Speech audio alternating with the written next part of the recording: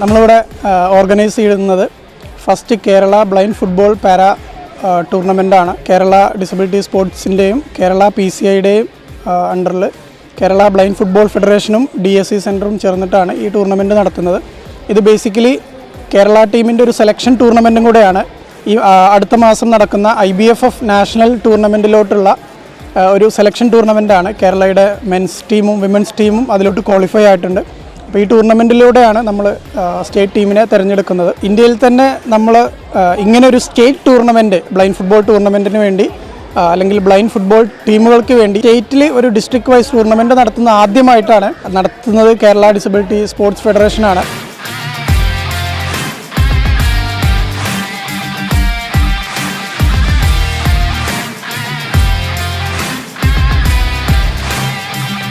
Paralympic committee of ഇന്ത്യയുടെ കീഴിൽ കേരളത്തിൽ പ്രവർത്തിക്കുന്ന ഭിന്നശേഷിക്കാർക്കായുള്ള കായിക സംഘടനയാണ് sports association for differently abled of Kerala എന്ന കായിക സംഘടന. കേരള സ്റ്റേറ്റ് സ്പോർട്സ് കൗൺസിലിൻ്റെ അംഗീകാരത്തോടെ പ്രവർത്തിക്കുന്ന ഈ കായിക രംഗം, ഈ കായിക സംഘടന ഒരുപാട് കായിക ഇനങ്ങളിൽ കേരളത്തെ പ്രതിനിധീകരിച്ച് ദേശീയ അന്തർദേശീയ മത്സരങ്ങളിൽ കായിക താരങ്ങളെ വിടുന്നുണ്ട്. പാരാലിമ്പിക്സിൽ, അതായത് പാരീസിൽ നടന്ന പാരാലിമ്പിക്സിൽ കേരളത്തിൽ നിന്നുള്ള സിദ്ധാർത്ഥ ബാബു ഇന്ത്യയെ പ്രതിനിധീകരിച്ച് ഷൂട്ടിങ്ങിൽ പങ്കെടുത്തു.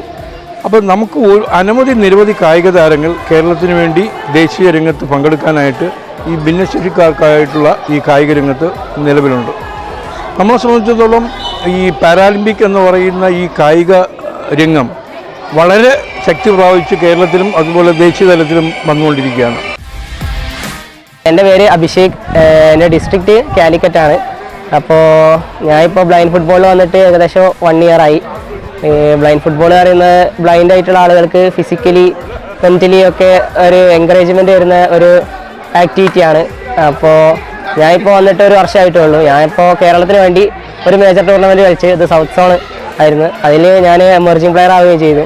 അപ്പോൾ ഇതുപോലെ ക്യാമ്പുകളും ടൂർണമെൻറ്റുകളും ഒക്കെ കിട്ടുകയാണെങ്കിൽ ഈ ബ്ലൈൻഡ് ഫുട്ബോൾ കോർഡിനേഷൻ ഇല്ലാണ്ട് കളിക്കാൻ പറ്റില്ല. അപ്പോൾ ക്യാമ്പുകളും ഇങ്ങനത്തെ സ്റ്റേറ്റ് ടൂർണമെൻറ്റുകളൊക്കെ ഇനിയും കണ്ടക്ട് ചെയ്യുകയാണെങ്കിൽ അത് ബ്ലൈൻഡ് ഫുട്ബോളേഴ്സിന് ഭയങ്കര ഒരു ഹെൽപ്ഫുള്ളായി മാറും.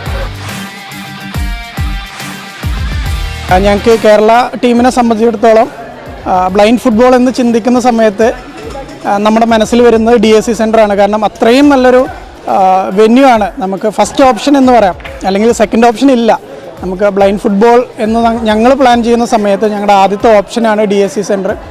അപ്പോൾ ഇതുപോലുള്ളൊരു ടൂർണമെൻറ്റ് ഞങ്ങൾക്ക് DSC സെൻറ്ററിൽ വെക്കാൻ പറ്റിയത് ഞങ്ങൾക്ക് ഭയങ്കര ഒരു ഹാപ്പിനെസ്സാണ്. അതുപോലെ തന്നെ ഇവിടുത്തെ ഞങ്ങൾക്ക് നൽകുന്ന ഒരു ആതിഥേയത്വം